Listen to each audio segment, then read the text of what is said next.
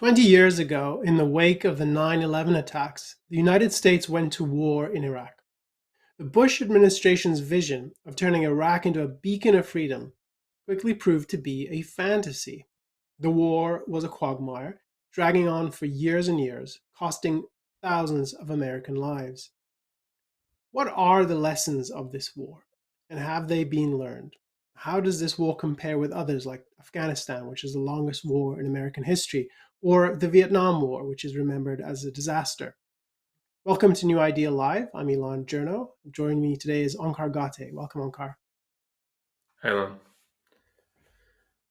So it's 20 years since the invasion of Iraq, and it's actually 20 years to the month, just within a few days, of when George W. Bush stood on the deck of an aircraft carrier and announced mission accomplished. The American forces had completed major combat operations in Iraq. And of course, that didn't happen. That was not mission accomplished. It went completely the wrong way at that point. And in the years since then, there has been, I think, a lot of discussion about Iraq. And now at the 20-year mark, I thought it was really important to go back and look at this because we've been talking about this at the Institute for many years. And I think the way the conversation has shifted in the culture is really significant. And there's a lot of things to learn about the way it's understood now. Because just to preview what we're going to talk about in more depth, I really don't think that important lessons have been learned. And I think this is a really important issue to examine because this is something that has lasting consequences. I wanted to get your perspective, Onkar, on where you see the Iraq War generally and why you're motivated to get into the topic. As you've said, it's important. It's unfortunately depressing, but the fact that it's depressing shouldn't make one turn away from it because it is so important. And is there anything more consequential for one's government to do than to go to war? And in a free or semi-free country, the government's your representative. Foreign people think of it, and rightly think of it, in that way. So these wars are fought, they're not Bush's wars. And this is America went to war in Afghanistan and Iraq. And if you don't, as a citizen, think carefully about that kind of decision and whether to support it or to oppose it, and then if you don't think carefully, if you think that things went wrong, and almost everybody does, I think, thinks that even if they say I would have voted to authorize the use of military force or what have you, that so that they don't think I would have done something 180 degrees opposite of what I did. They nevertheless think that what happened was not great, or at least could have been better. And if you don't think of that, like so why was it suboptimal? What were the considerations and ideas that made it suboptimal? And how do you uproot those, replace them with something good? So as a citizen, you should be thinking about these issues, and you should be thinking about what politicians say about this, and what more broadly what people in the media and the intellectual world are saying about this, that we don't repeat, but even that we get better in this regard. And part of what's depressing, I think, and part of what we're going to talk about today, is the lessons that people have taken from Iraq, and more broadly our response to 9/11. So that includes Afghanistan, certainly. They're not thinking about it in a way that I have any hope that if a similar attack occurred today, we would do something superior to what we did in response to 9/11. And that's why I find it depressing. I want to add a bit of context. I'm sensitive. I've been speaking in various audiences, and I often am reminded by the fact that I lived through this and you lived through this. We remember it vividly. A lot of people listening will not know this. They were children at the time. Maybe they weren't even born. So I think it's useful to put some of the context in focus here. And the two big parts of this are, one, as you mentioned, and this has already come up, the Iraq War has to be understood as part of the wider response to 9/11. So it began in 2003, and 9/11 is a year and a half before that. But this was really part of a wider response. And a big part of what we've been talking about at the Institute over the many years is that the response to 9/11 in many ways was not, there wasn't real thinking about what the nature of the enemy was, what to do about it, and Iraq was a consequence of that. The decision to go to Iraq was a consequence of that. So part of the context that's important to reactivate or to set for people who weren't there at the time is that 9/11 was a earth-shaking event for Americans. When you were in the streets, you saw flags flying from cars. People really had a reaction, a visceral reaction that was healthy, which is America's leadership, political, military, intellectual. There's a need for us to act. There's a need for America to retaliate against this catastrophic attack, the worst on American soil since Pearl Harbor. So there's a real and valid desire for America to take action, to assert itself. And what you see as part of that is groups that you might suppose were antagonistic to American self-assertion. There was real backing for America to take action. And when the authorization for use of military force happened for Afghanistan, which was widely seen as the necessary and the so-called good war, it was supported by a majority of politicians. And sort of culturally, you found people who were in any other context would have opposed it. They supported it. And then on top of that, you see various domestic things like the Patriot Act, which was put into effect. That was widely supported. I think it was a very bad decision, but it was seen as a step towards safeguarding America. And the other thing that happened in the wake of 9/11 that was seen as popular was the constituting of the Department of Homeland Security, which was the assembling of a number of different departments under one umbrella, with the understanding that this would better protect America. So there's this groundswell of popular desire, I think, justified, that America should take action, including military action. That's one piece of this context. I think the other piece of this that I think is important is that whereas Afghanistan was understood by many people as, in some sense, justified because the group that attacked on 9/11 was rooted in Afghanistan. The Taliban was giving shelter to the Al-Qaeda group. So it was easier for people to understand the rationale for it, and there was really strong backing for that mission. However, the what transpired with Iraq was something very different, and I think this is something we need to dig into a bit more. Iraq was really not popular. It was, by the time it came out, it provoked massive street demonstrations and a kind of anti-war movement, as they called themselves, people picketing and setting up camps in all sorts of places. And I think it's important because there was a real question at the time: why Iraq? What's going on here? And that question, I think, is part of what needs to be analyzed in thinking back on what is the lesson here? What should we be thinking about? This isn't to say that everyone who was challenging or opposing the war in Iraq was right in opposing it, or the reasons they gave were good reasons. But there was, I think, an understandable reluctance to target Iraq. Now, that's a bit of the picture of where we were at the time. And I indicated when I was setting up the conversation that Iraq quickly went south in terms of, once the military operation began, soon after there was attacks and an insurgency, and it became fierce. It was a real bloodbath in many ways, and nothing like what the American foreign policy leaders told us it would be like. So it's important. So this is another aspect of the context at the time. There were people who anticipated the arrival of Americans to be greeted with fanfare and support and a welcoming from Iraqis.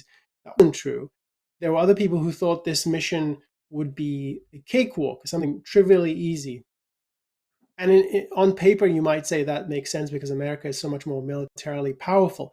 But I think both of those kinds of views reflected a delusion about what is the nature of Iraq, what is the nature of this war, what's being what's the goal of it, and what do you expect to happen given the kind of societies Iraq and Afghanistan both were, and the kind of ideas that people held, and within that, the nature of the popularity, or just to put it in those terms, just the the sympathy, if not popularity, of the Islamist movement across the Middle East, which was a factor that was not recognized, even as the whole context for this was a reaction to 9/11. So that's I think that's important for people who weren't there at the time, and that in terms of thinking about what to look back upon. Anything else you want to add to that sort of story of where we were at the time? Yes, just something about the impact of 9/11, why it was viewed at the time such a consequential issue. And I view it as still, it's for the 21st century, it's the most important event that happened. And the reaction to that event has set the stage for the 21st century. But to think of it from the US's perspective, it's, as you said, it's the mass scale attack on the on U.S. soil, really the first time since Pearl Harbor, and there was some recognition, however inchoate, that this has something to do with our policies, so that we have to radically change course. It can't be business as usual, and so that there was um, a response through the country, and as you say, it was bipartisan in government, that we're changing course, not tinkering with something. We're doing something very different, and part of why that there was that this is partly the result of our policies is it was hard to evade fully. You could evade it partially, and many people tried in various ways, but to evade fully that we've been being attacked by these people for the last 20, 30 years, that they've been taking up arms against us, from the seizure of the embassy in Iran to all kinds of attacks on U.S. troops and U.S. interests in the Middle East, whether it's the barracks of the Marines, including, and I think this is just to get at the concrete level why it's hard to evade, a previous attack on the Twin Towers, the bombing in 1993, and them saying that they're going to be back and be more successful next time. And lo and behold, 8 years later, they're flying planes into the World Trade Center. So that we've that the U.S. had been evading this, or whatever we would have been doing, like, it radically doesn't work. And so we had to reverse course and try something very new. And so the idea that we're going to war in this regard, and we're not treating it as a police action, and we have to bring these people to trial, that it was seen as, okay, yeah, now we're taking this seriously, doing something very different in response to these attacks. And part of the the tragedy is the way that that was thought of, and including, as you said, part of the context is from the basically the day after 9/11, it was deliberately evading the role that militant Islam or totalitarian Islam plays in this. So you put it as that. I mean, it's one way to describe the context, but unfortunately, I think the context is even worse. So it's that they were ignoring this, but it was they're actively evading this and telling us, whatever you say, Islam had nothing to do with this, that these people, their doctrines, that you don't think that maybe it's poverty or something like that, but don't think it's their ideas and doctrines that are relevant here. And that explaining why Iraq, and then why there would be questions about Iraq, the more someone had a sense that, yeah, but the ideas and the cause is important here. And is it really that Iraq is the source of this, and the kind of the fountainhead and inspiration for this? people were right to question that. But as you said, that they opposed it doesn't mean they opposed it for good reasons. Because the real question should have been, okay, you've got militant Islam that has been taking up arms against us for 20 plus years. They've just had this successful attack on the. How do we end this? And it's not a plausible answer that, well, you don't do any military operations in the Middle East. It is a plausible answer. You don't target Iraq, but so much of the anti-war was anti-war that it is like, who are we to take up military, and if it's not authorized by the UN, and that is not a superior position to the people who said, well, we should go into Iraq. I think it's important to bring out that, just let me develop that aspect of it. So why Iraq? And the way that this is now remembered, and this is a good way to turn to the lessons people are trying to draw. The way it's remembered is the main justification for Iraq was Saddam Hussein, the dictator in power at the time, was known to have had a nuclear program that was destroyed by an Israeli attack. He was known to have used chemical weapons, suspicion that he was pursuing weapons of mass destruction of various kinds. And then there's all kinds of stories about the problem, or the lesson here is, clearly once American forces landed and they discovered there were no weapons of mass destruction, that was a problem. This was an unjustified basis for going into Iraq. And you get down this tunnel of discussing the question of the weapons of mass destruction. And I think it's important to think about that, but I think it's in important ways, it's not the critical question, because once America was in Iraq, we got a new rationale, or it was layered on top of the fact that Iraq was a threat. And just one other aspect of this, you mentioned that Iraq was not the fount of Islamic totalitarianism. I think our view, and we were saying this at the time, the source of one of the major sources, not the most potent source, was Iran, neighboring. And we argue that that's the logical place to look if you're going to retaliate against this phenomenon. What was true of Saddam Hussein was that he was a dictator that there's a certain kind of dictator in the Middle East, and he was a good example of it, who was somewhat secular but uses religion to justify himself. So he's not a theocrat, but he's more of a sort of authoritarian. And there was a history of him supporting terrorist groups, but nothing like what Iran was doing, and not even on the same scale. So it all had this sense at the time of, how does this add up to your point about people had a sense that this was connected to Islam, but then you hear vociferous statements from Bush and all of his supporters and his administration. This has nothing to do with Islam. And that's the puncture. The going to Iraq is one of the strongest ways of underlining that this is not about Islam. This is about something else. This is terrorism. And we spend a lot of time dismantling the idea that terrorism is the way to think about the problem. But this is just another angle on the point you were raising, which is that this was a kind of, there was a motivation not to face the nature of this threat, the source of it being ideological, rooted in Islam and its teachings. And Iraq, I think, is, as suggesting at the time, it was the wrong target for all the reasons that 9/11 was consequential and the nature of the problem was laid bare for us by the attackers themselves. So let me put that to one side and then turn to Iraq and how it's understood.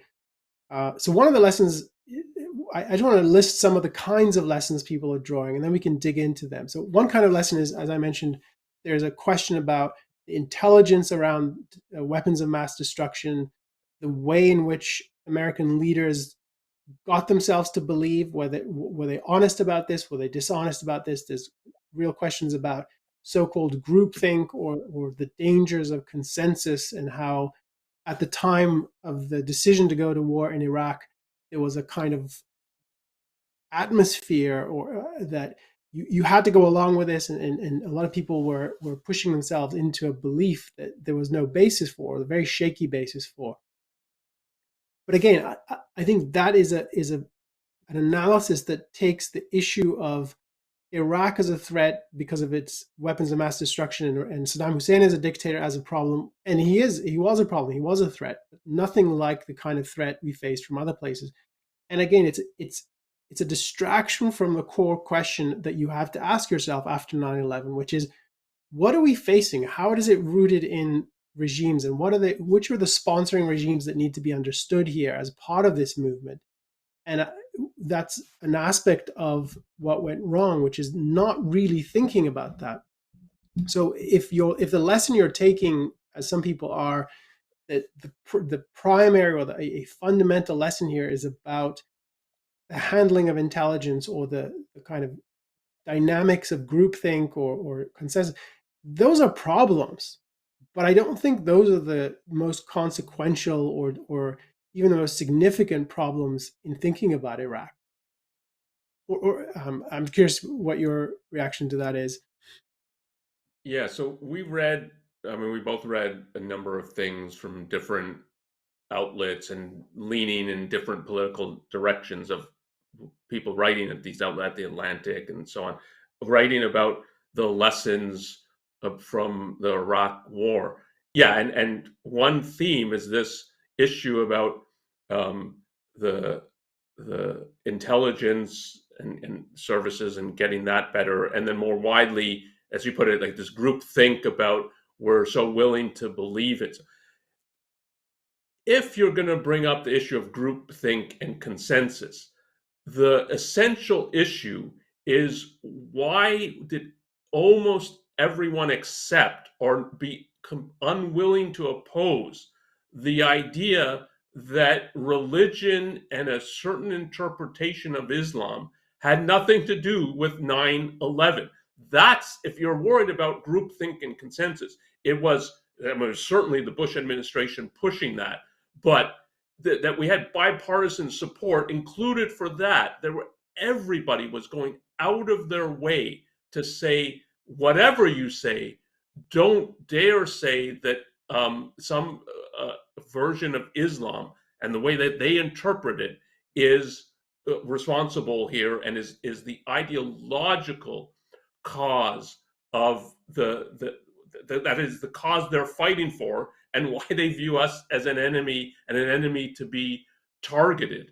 And there's, in all the stories I read, there was no discussion of that issue, of how that, and there's a little bit more now um, recognition that Islam has some role here, but that nobody reflecting on this is thinking, yeah, part of the reason Iraq was the target is precisely because you could paint it as, yeah, look, Iraq is the threat, and that has nothing to do with religion. Hussein is secular, and so on. And that if you don't see that as a major, if not the major element of making it plausible that if we're going to address a threat, that's the threat that we have to address in the Middle East. And so I do think there actually is an issue of groupthink and consensus, but not in the way they think. It was on this issue, and the way in which everybody fell into line in regard to this. I want to mention another kind of theme in the lessons that in the various readings we did. So I often read things from publications where I know I'm not going to agree with anything that they say. I might even be offended. And one of them is The Nation. I read a couple of articles there, and together, one of the themes that they bring out, I think the overarching theme is, it's an attempt to, I mean, the summary of it is, the US was to Iraq what Putin is to Ukraine today. So the US invasion of Iraq was unjustified by the UN. It was violating Iraq's sovereignty. And that's exactly what Putin's doing today. So just written, the moral of this story is, just remember how bad the US was at the time, and what a catastrophe we caused in Iraq. I don't want to spend a lot of time on this kind of view. I mean, there are other things in those articles that are more credible to me, such as the idea, we were talking about this before we started the conversation, that the part of what they bring out is that America's actions there led Putin to feel emboldened in the years since then. But in the scheme of things, if your main takeaway is that the US actions in Iraq are as bad as Putin's, or that America and Putin's Russia are in some sense morally equivalent, then I think you're not really thinking. You're not looking at the nature of the two situations appropriately. And there are important elements of this context that are just not being considered. One is that Putin is a dictator, and the US is largely free society. And the context of Iraq was the response to 9/11. There's nothing like that in the context of Ukraine. And as I said, as much as I'm drawn to rebut different elements of this, the important thing to me in seeing that is, if that's the lesson you're taking, part of what I think is going on in analyses like that is there's a pre-existing view that is being, for which evidence is being brought to support. And I think the pre-existing view is that there's something really rotten about the United States. Here's another case where that was true. And in fact, it's stronger that we're as bad as a tyrant like Putin.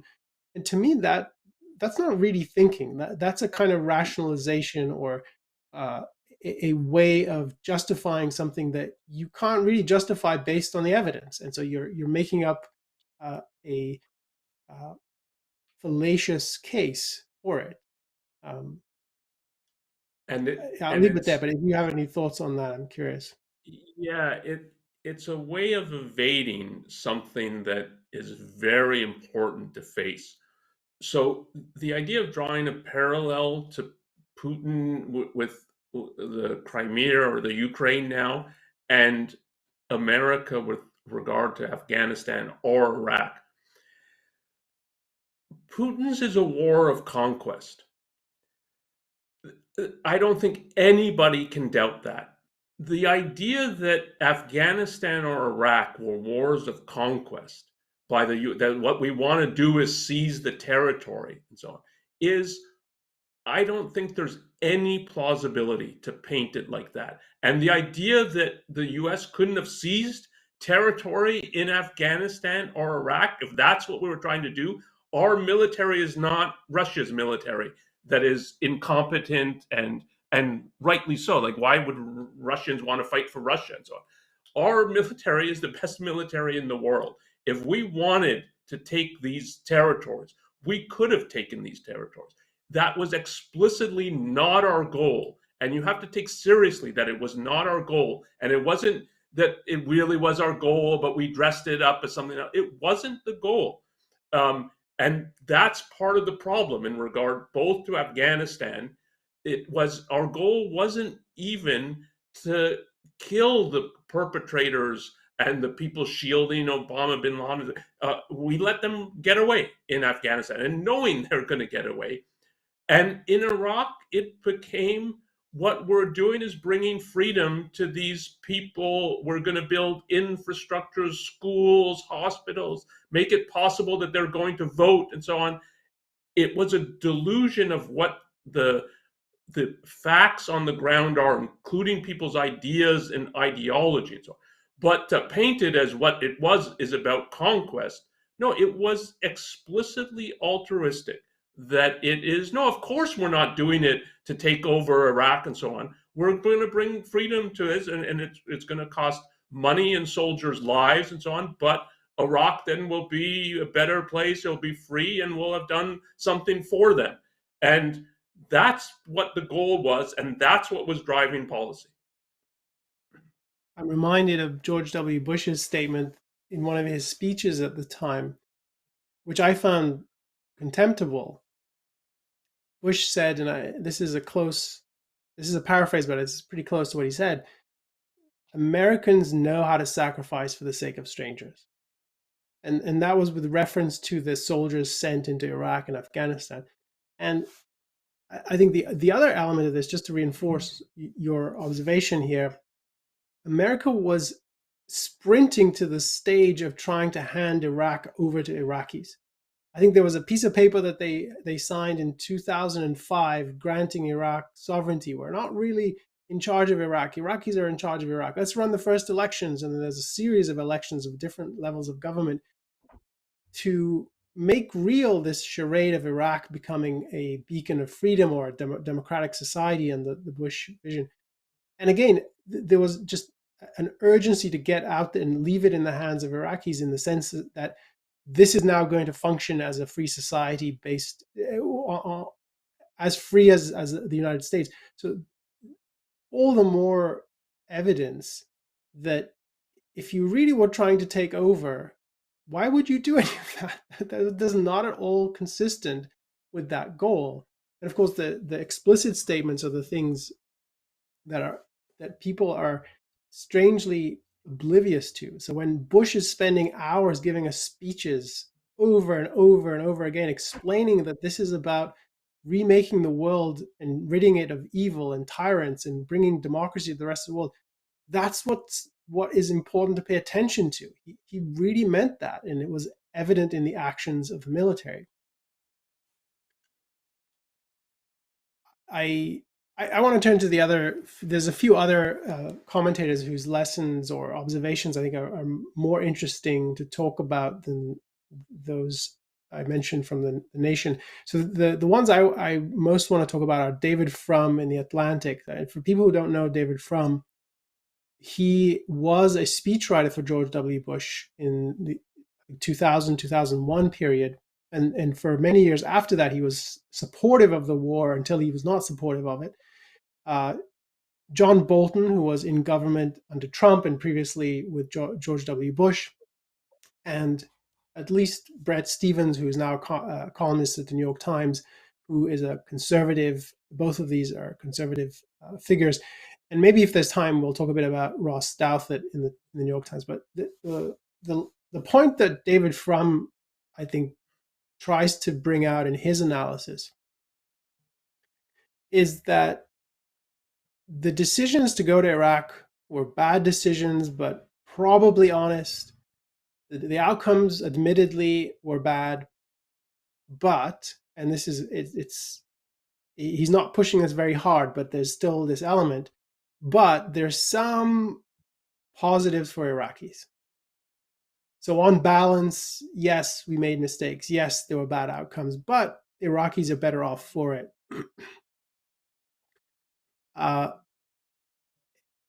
I don't, I was trying to read his analysis charitably, and I think he was really trying to grapple with this issue as much as one can, being in the position he was, which was to trumpet this at the time and support it. But I don't think that's the measure of what to say here. I don't think that the outcome for Iraqis is the thing that this hinges on, which is not the main thing he's arguing, but it's definitely a part of the analysis. And just one other point, just to setting this up, part of his argument is that had we not gone into Iraq and removed Saddam Hussein from power, what would it have looked like? And he suggests that it would have looked very much like what happened in Syria, which is a civil war between the dictator and various groups, including Islamists, but not just Islamists. And it's a total state collapse. I mean, Syria it's not clear that it's really a functional state at this point. Maybe it will become that, but it's just chaos, and it created real havoc as the years since 2011 have shown. I think that kind of counterfactual is really dangerous. It's dubious to me that that's the case. And I think the important thing about this is it's treating Saddam Hussein as the primary concern here, which was, yes, he was a dictator. Yes, he was a problem. But is that really why one should go to Iraq? So this goes to the point that came up earlier, which is why are we reacting? What is the impetus here? And I think the impetus is 9/11 and the Islamist threat that we saw vividly uh, causing havoc in the United States. It is not our responsibility to go around and remove tyrants from their places of power, even if the outcome of that is better for the people in that country, and even if it's marginally better for us. It's not. There's no obligation to do that, and it's not even always wise to do that. It has to be a really high bar for when you would do something like that. And I don't think Saddam Hussein posed the kind of threat that would have warranted that kind of action. I'm curious what you took from Frum's analysis in Atlantic, Onkar.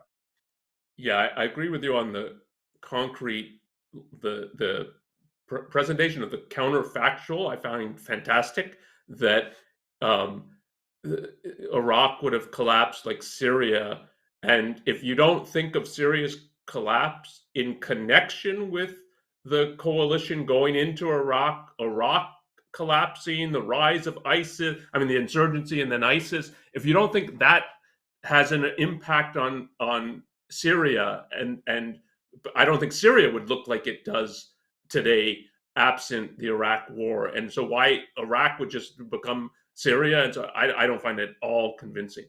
But in terms of thinking of this as lessons drawing from the Iraq war, what I think almost all the commentators do, that is, this is not what it looks like to actually draw lessons, is they in effect have two scenarios. One is we went into Iraq, and then they will say, well, we shouldn't have done it for exactly these reasons, but it's just projecting that, or that basically that we would do nothing, that we, after the Twin Towers fell, we'd clean up, maybe rebuild, but then just sort of try to go on with our lives and do nothing. And if you think those are the two alternatives, then in thinking about, well, what lessons to learn from Iraq? Okay, maybe we should have done it differently, and we shouldn't have been so susceptible to that when the intelligence agencies are telling us they likely have weapons of mass destruction. But if you think of it at a more principled level, in terms of what would a proper response have been to 9/11, that no one's even talking about in these commentaries about, well, what happens if we went after Iran instead of Iraq? What happens if we had decided that that was the actual target that we had to go after? And give, there's plenty of reasons for why. We've talked about some of them. There's no reason to think Iran has a superior military than Iraq. I mean, they fought a war basically to a stalemate and so on. So there's not, I don't think, really military reasons for thinking, as you talked about earlier, that Bush declared mission accomplished in regard to Iraq, that like the major, I think he put it something, major combat activities are over, that something like that would have been possible in Iran. There's all kinds of reasons to think the Iranian people are both more sophisticated and more pro-Western, pro-America than Iraqis are. So that if the idea of trying to rebuild, I think, has much more plausibility in Iran than Iraq. But they don't grapple even at that level with, like, what are the lessons might be that we targeted Iraq for really bad reasons that go well beyond weapons of mass destruction. And even if you think about it just at the level of weapons of mass destruction, and we toppled a tyrant, and Saddam Hussein was a brutal tyrant and a vicious man and a vicious regime. If you read just some of when, for the first Gulf War, of what happened in Kuwait when the Iraqis were there for about 7 months, it's horrifying. But even if you thought of it at the level of a tyrant, weapons of mass destruction, if you're thinking of it from the perspective of America's interest, can you really make an argument in 2003 that Iraq versus North Korea, that Iraq's the greater threat, that North Korea doesn't have programs that they're trying to develop weapons of mass destruction, nuclear weapons? It's a more brutal dictatorship than in Iraq. there's reasons to think if you toppled North Korea that it could be united with South Korea. So the idea then of getting something more positive, it's way more opportunity in North Korea than in Iraq. And if you're thinking of it from just in that kind of concrete way, from the perspective of America's interest, and now North Korea has weapons of mass destruction, and that seemingly they can hit at least parts of the U.S. with their nuclear weapons and so on. Why wouldn't you think like, well, why didn't we go after North Korea versus Iraq? And so that's they simultaneously know. Well, the answer is because was a response to 9/11, and it's true. It's not plausible as a response to 9/11 go after North Korea, but then you have to think of it in a much wider context. What it would have been a proper response to 9/11? And almost none of them talk about it. It's all like focused on Iraq, and it's just so not the way to think about foreign policy. I want to draw out one thing in Frum's analysis that I think we touched on, but it's worth bringing out a bit more. And I think he's right about this, which is and this is not his main lesson, but it's one of the many things that he thinks of as consequences that are worth noting. It's the idea that Iraq has created a reluctance for America, a lack of confidence to face potential threats and to act on them. And I think that is true. And I think that it's one way to think of it is that the Iraq War came to be taken as discrediting the use of military force, because it was seen as, well, America is being tough, and this is what happens. It's an insurgency that's killing people every day by the hundreds. It's eating up American lives and massive amounts of money. This can't be good. And so what the conclusion, I think it's a false conclusion, but what people draw is, well, when you use the military to solve these problems, that's not going to work for you. There was something like this that happened after Vietnam, but I don't think it was quite as lasting. And I think the Iraq War has made it seem more lasting, or it's the lack. So I think there's two strands here. One is the misconception that it was a military failure, which I don't think was true, but that the view that the military is inefficacious. That's one strand. The second strand is a more generalized lack of confidence and a valuing of America, and a kind of self-confidence, which I think is really being eroded in the US as a result of the disastrous results of the Iraq War. And I think Frum is right to draw that out. And we should come back to that. But to me, that is that is everywhere. I mean, there's no question that's true. Yeah, and we'll come back to that, I think, at the end of the podcast. Okay, I I want to talk a bit about, maybe briefly, about John Bolton and Bret Stephens. I'm not sure about getting to Ross Douthat, but his was interesting too. But I put put John Bolton, who's at one time an ambassador to the UN for George W. Bush, and then he served under Trump in a foreign policy kind of capacity. And then Bret Stephens, who's a conservative columnist at the New York Times. I put them under the same heading because I think that the lesson that they draw, the account that they offer about this is they don't have any regrets, really.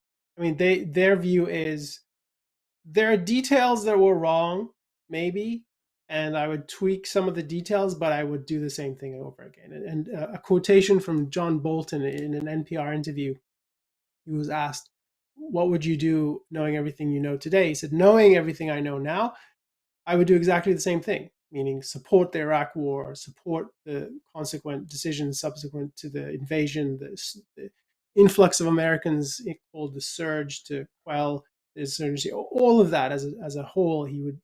I think the gist of it is you would do the same thing. And there's a little more sophistication in Bret Stephens' account. So his account is, knowing what I know now, this is a quotation, I would still have supported the decision to invade, not for the reasons given at the time, not in the way we did it, but the baseline question of whether Iraq and the Middle East and the rest of the world would be better off for getting rid of a dangerous tyrant, my answer remains yes, end quote. And I think this is interesting for the reasons that you brought up just a few minutes ago about the conception of America's interests versus the kind of question that he's answering, Stevens.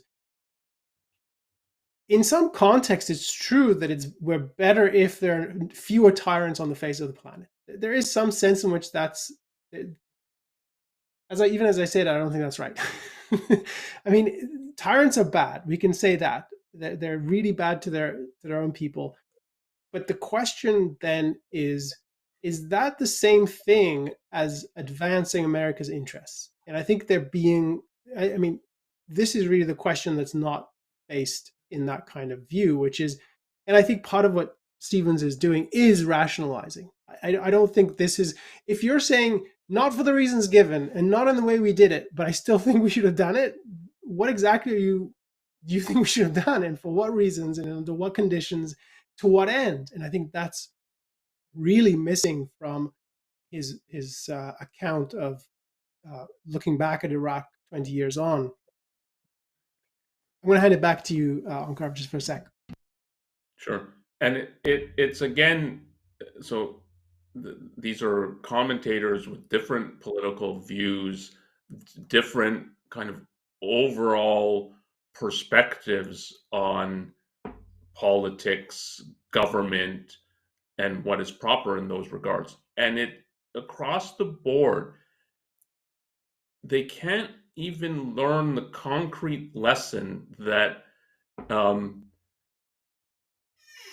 Iraq was the wrong target, and that so I could understand a position of I still would have supported war, but I should have been really advocating for war against the two sources of giving inspiration to Islamic totalitarianism, which is Saudi Arabia and Iran, and Iran because it's the more militant of it. But both of those regimes and countries should have been ostracized, opposed, and Iran certainly should have been the target instead of Iraq. And just at that level, they can't get that it's not even still in their minds. I think an option that after 9/11 that was an option, and part of what was being pushed is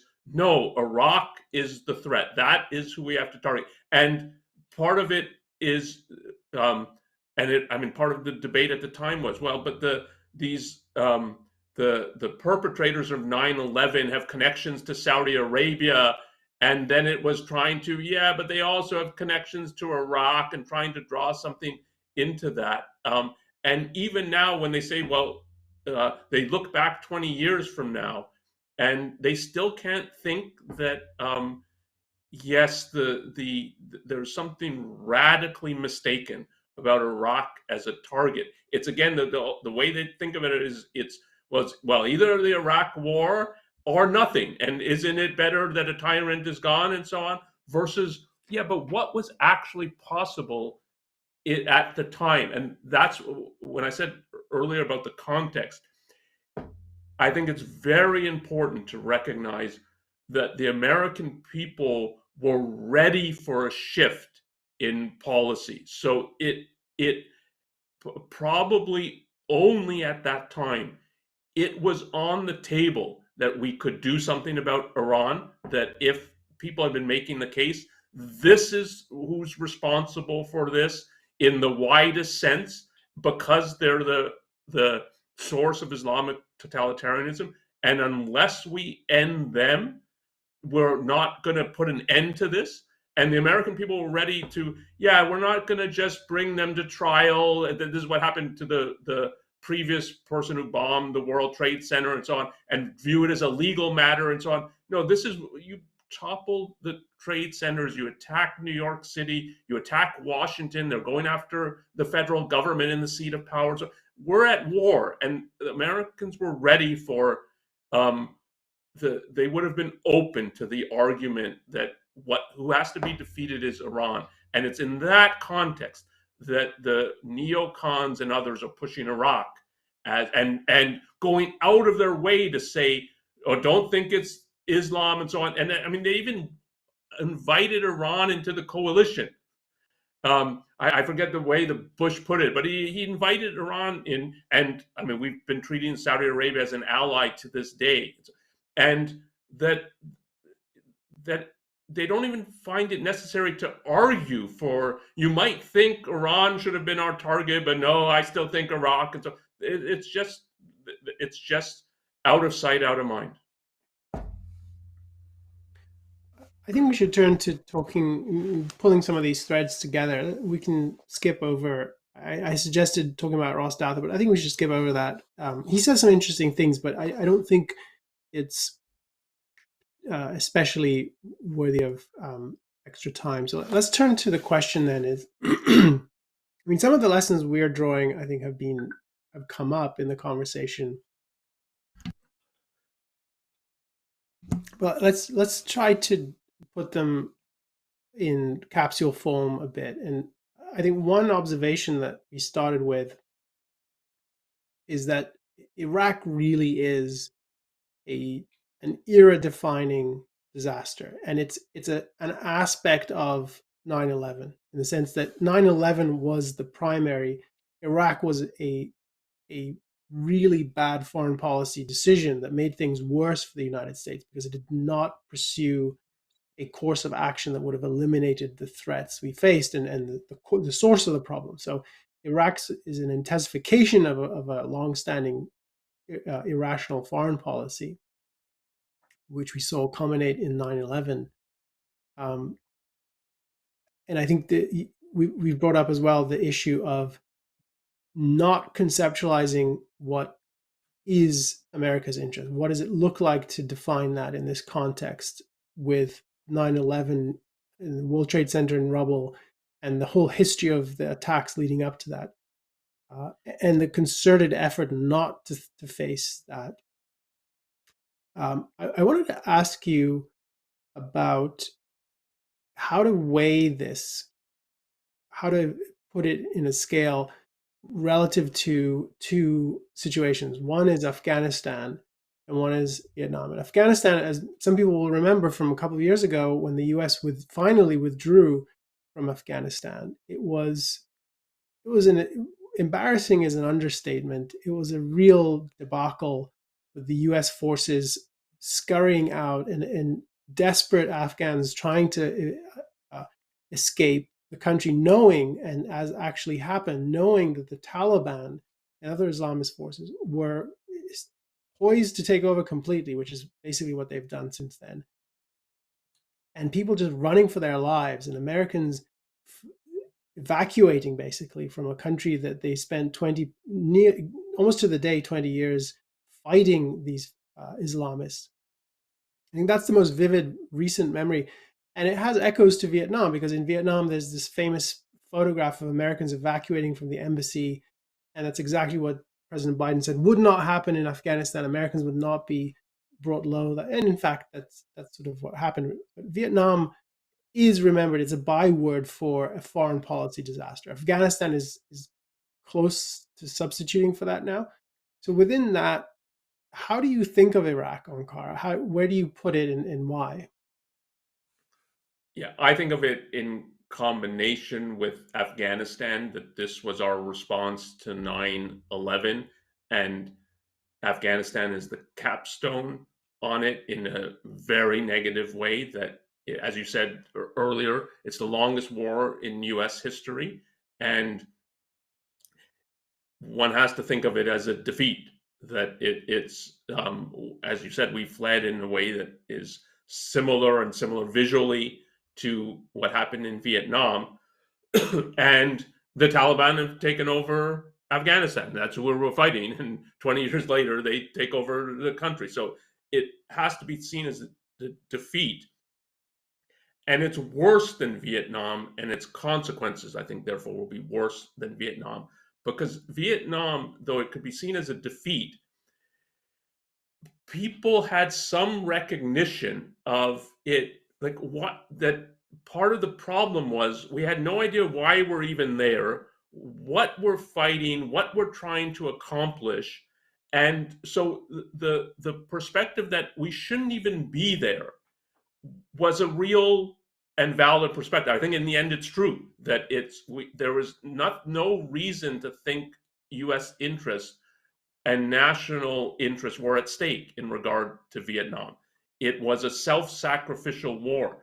But nobody can think about that in regard to a response to 9/11 and Afghanistan, and then the wider of thinking of Afghanistan as a start, but is not, even if we had victory in Afghanistan, that would not be end the threat of the Islamic attack.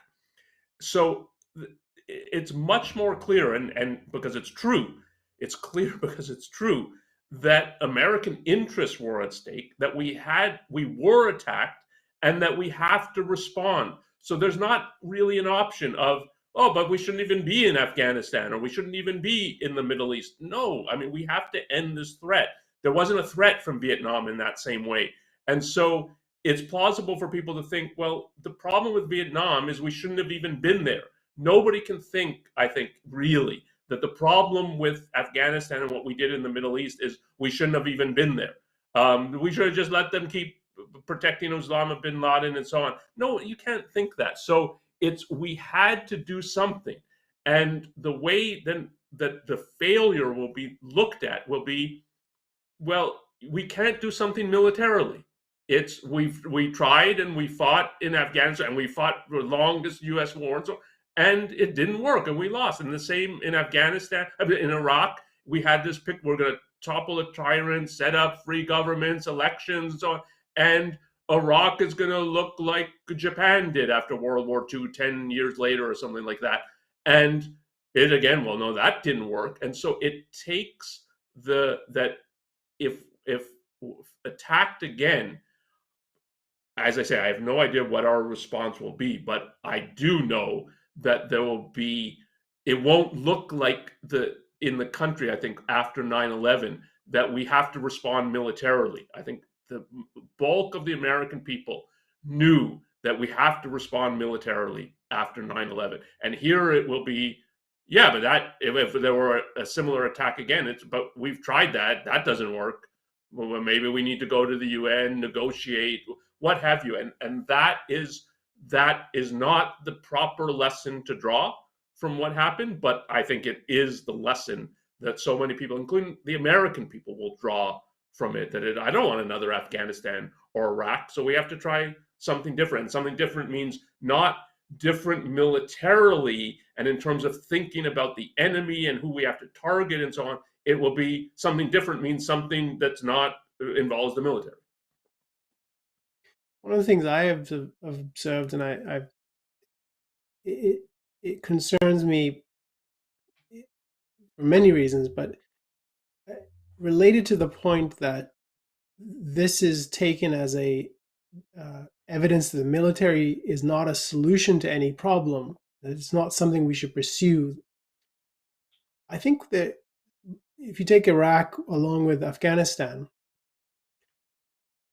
the analysis that the Institute brought out in a piece by Dr. Leonard Peikoff at the time, right after 9/11, was that for 50 years up to that point, America's foreign policy was a mess. And I think 20 years since then have not improved our foreign policy. In fact, it's worse than it was. And the particular thread that I'm concerned about is, in particularly if you think about some of the people whose articles we looked at, there is no question that people view Iraq and Afghanistan as actions in the service of American interests. I don't think anyone questions that. And I think so this is an aspect of, I think, your point. This makes pursuing our interests look dangerous and destructive. And it's all the more reason not ever to do it and to be humble and to show restraint. And there's a whole school, a growing school of people in the intellectual foreign policy space pushing for what they call restraint, which is just being humble and not pushing military and and not that you should have the military at your, you should have an itchy trigger finger. That's not the point. The point is that you should understand when the military is the solution to a problem, when it's necessary for the protection of the rights of Americans. But that's now even more scrambled than it was in the years prior to 9/11, because I think who everyone who sat in the Oval Office for the last 100 years will tell you all they're doing is pursuing American self-interest, and each one of them is contradicting the other in terms of what that consists in. And now we have these epic scale demonstrations in people's eyes of, well, we tried that, and look, we shouldn't be pursuing our interests. We should just put our heads down. And the wider philosophical issue here, I think, is that both at the level of an individual, and I think even more so at the level of a society, the idea that identifying your self-interest is easy and pursuing it is trivial, that is not true. We argue that in ethics, we argue that in foreign policy. It takes work to think about what your actual interests are, and merely wanting something, merely feeling that this is going to serve your interest as an individual is not true, and we know that. You can teach that to a child. When you get to the context of foreign policy, it's even harder to conceptualize your self-interest in the concrete cases that we're faced with, and it takes real thought and a long-range vision of what to do. And the concern I have is that this is compounding that kind of confusion and making it much harder to think about what our foreign policy should be. And to your point about what's going to happen if there's a similar kind of, I have the same kind of questions. Like, who is going to be speaking for that? Who has the beginnings of a clue if this is what it looks like in most people's minds to think that we've been pursuing our self-interest in these last 20 years in Iraq and Afghanistan?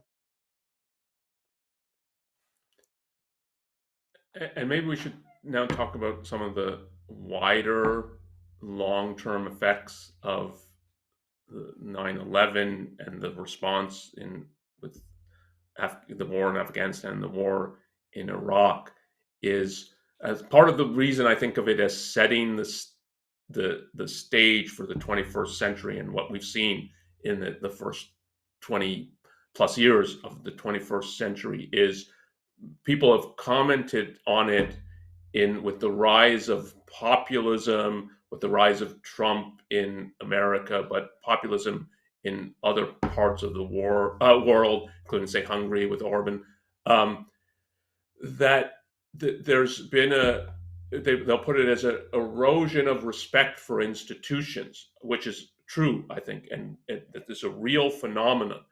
But it is, I think, rarely traced back to 9/11 and the aftermath and response to 9/11. And I think that is when it becomes widespread and obvious that institutions are not presenting the facts, are unwilling to confront the actual reality that we're facing, and will go out of their way to misrepresent. So, and this was in regard to the issue of whatever we know, and whatever we don't know, and whatever we have to figure out. The one thing we know is Islam had nothing to do with this.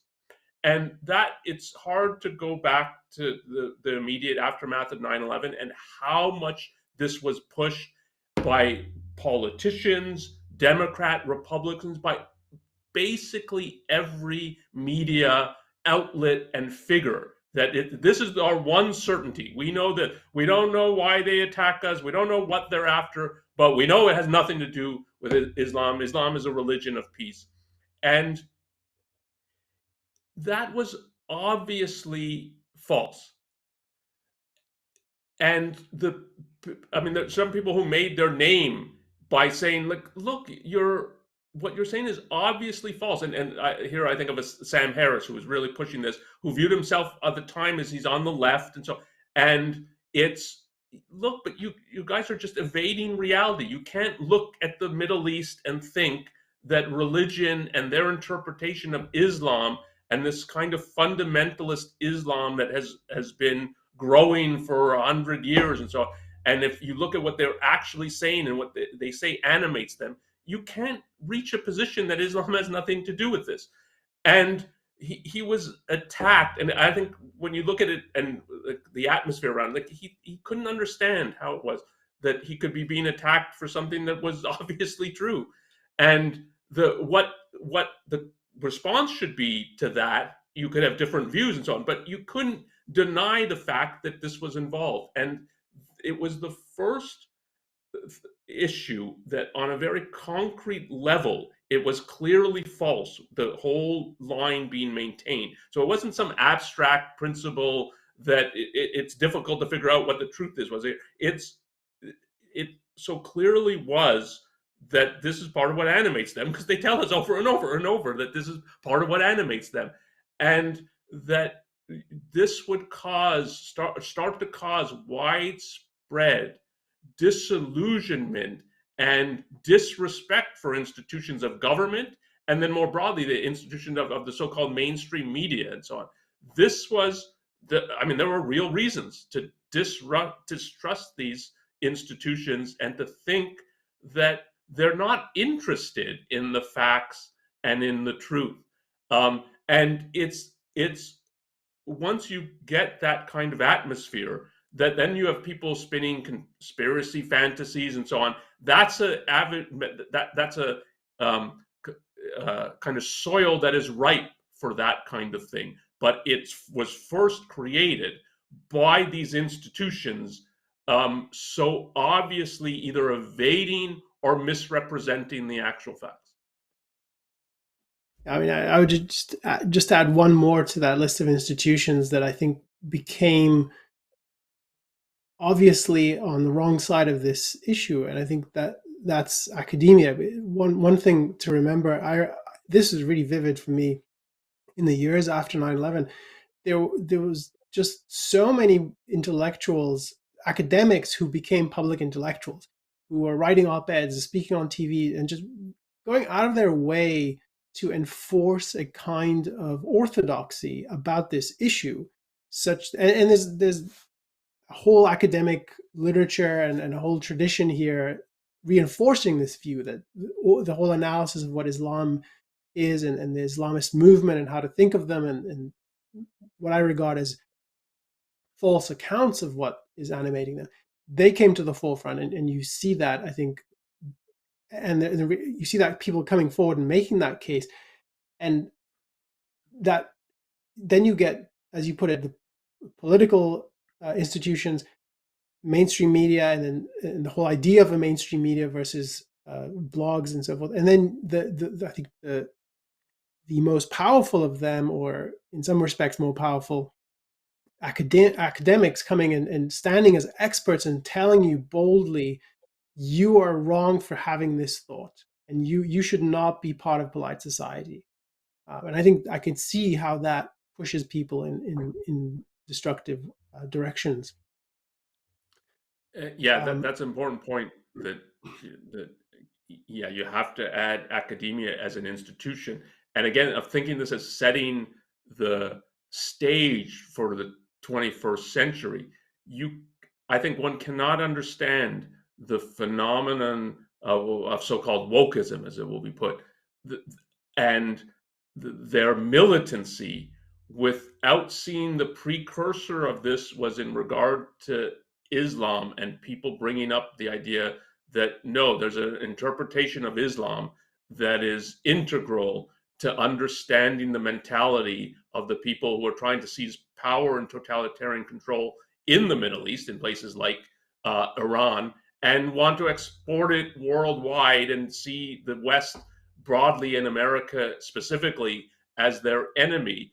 If you can't face that this is the ideology that is animating them, you can't face the actual issue. And it was, as you said, it wasn't even open to debate. It was, you cannot entertain this idea.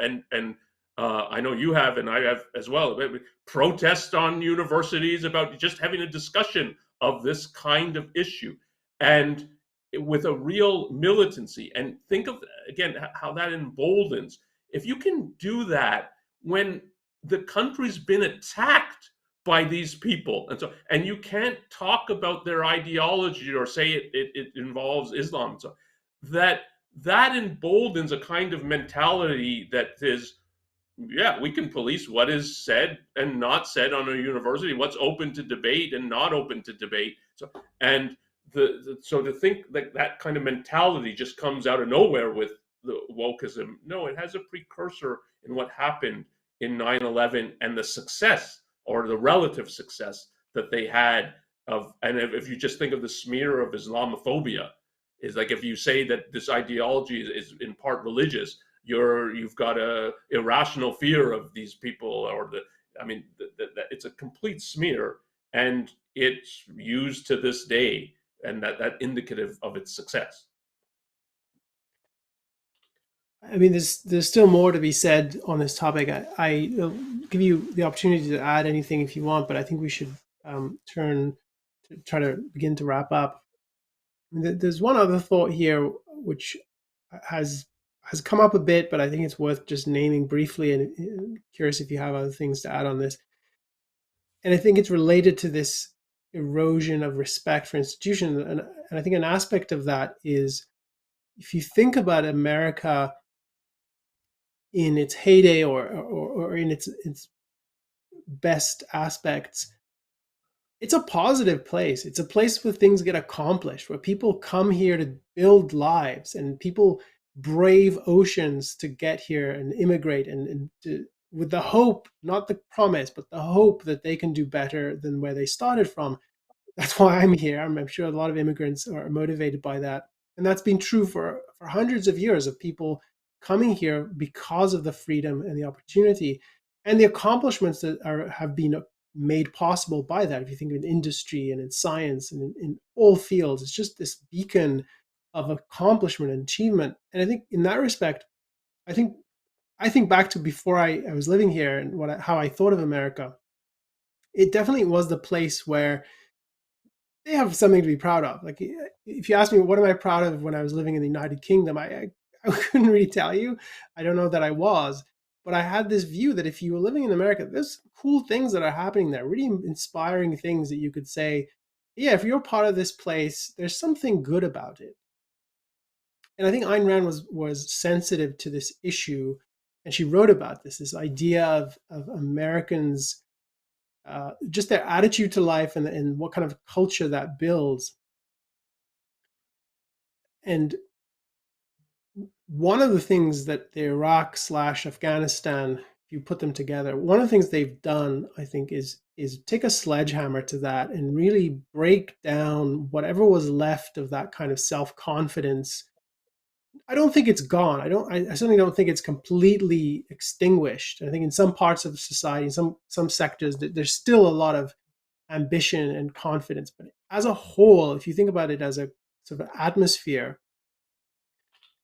and as manifested by some of the phenomenon we've been talking about, the sort of the populism, that is, I don't think of populism as motivated by anything positive. I think it's sort of like this grudge that's honed into something and wrapped in a flag. I don't think it's rooted in the kind of original spirit of America. I think Afghanistan and Iraq really have undermined that sense of confidence. And if you just take the Afghanistan withdrawal, Iraq is a harder thing to keep in mind because it was a 20-year plus train wreck. But Afghanistan had a searing end, a conclusive end, which Iraq still doesn't really have. I mean, there's still American forces there providing assistance. But Afghanistan is over in a definite way. It's a defeat, as you mentioned earlier. And the scenes, just the way some of these things are remembered, has to do with the experience of what you read about, what you see on the news.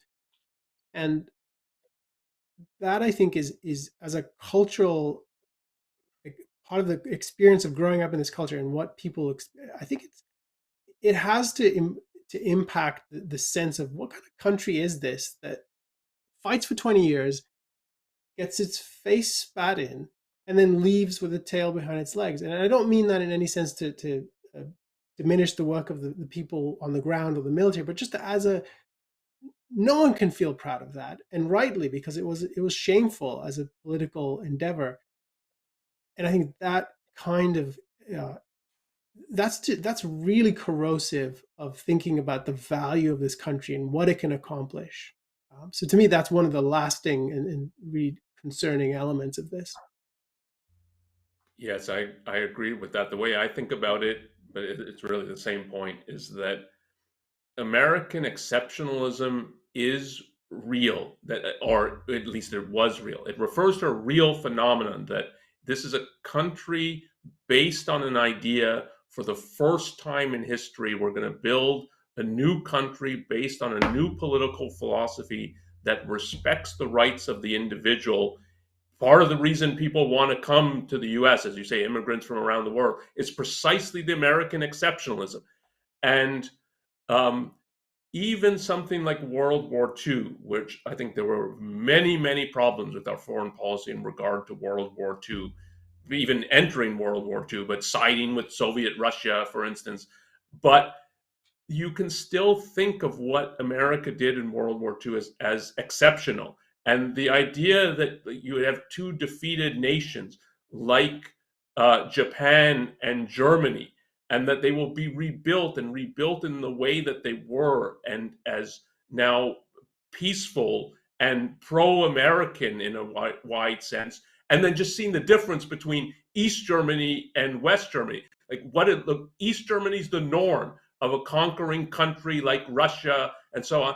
And what you get is not something very good. West Germany, by contrast, is was I mean a spectacular success story, and that's part of, like, who else could have done that but the United States, and that's part of the exceptionalism. And now when you look at, well, the aftermath in Afghanistan or the aftermath in Iraq, it looks just like any other regime having come in and either won or been defeated, or so, but you don't get any sense of American exceptionalism.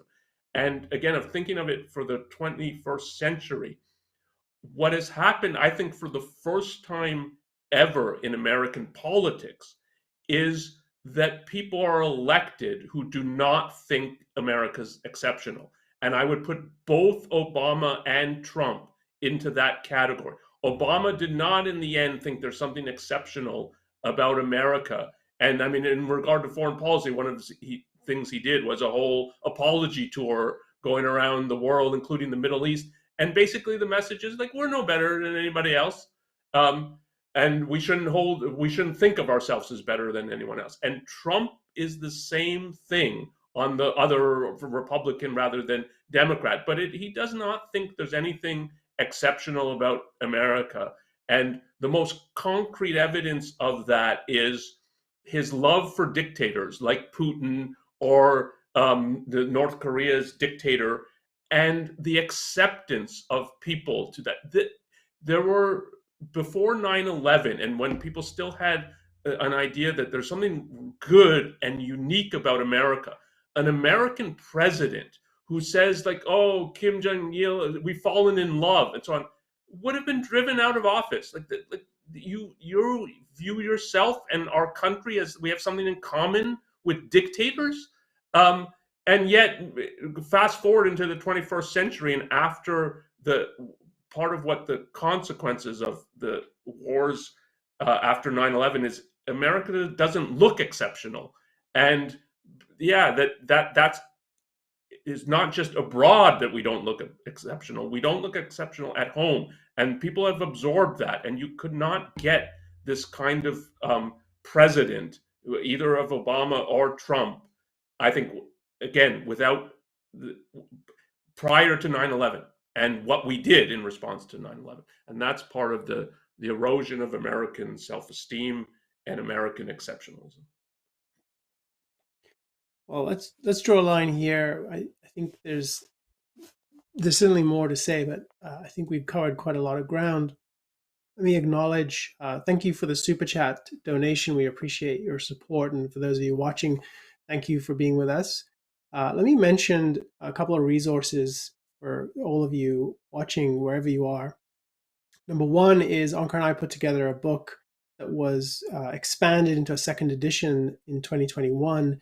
It's called Failing to Confront Islamic Totalitarianism, What Went Wrong After 9/11. It's a collection of Institute writings going all the way back to 2001 and analyzing the topics we've been talking about, both Afghanistan, Iraq, the whole wider perspective on the response to 9/11. You can find that online. It's available in Kindle, it's available in PDF for free, and you can buy paperback copies too. I hope you, if you're interested in exploring the Institute's perspective on this, that's a good resource to take a look at.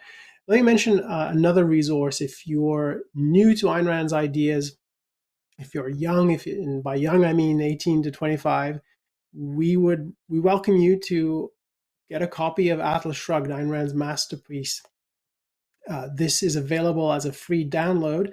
If you follow the link on the screen, we'll put it in the show notes. We invite you to explore Ayn Rand's ideas and understand the philosophy that she originated and how it was dramatized in her novel Atlas Shrugged. It's free, as I said, and you can share it with people. We hope you take advantage of that. And that's all for this week. We'll be back next time. If you have questions or feedback, you can write to us, newideal@aynrand.org. We welcome comments, feedback. If you have questions for us, sometimes we have episodes where we answer questions about objectivism. And if you have comments and feedback about the episodes, we welcome that. We read everything and we try to respond to many of them. So thank you for being with us today, and we'll see you next time.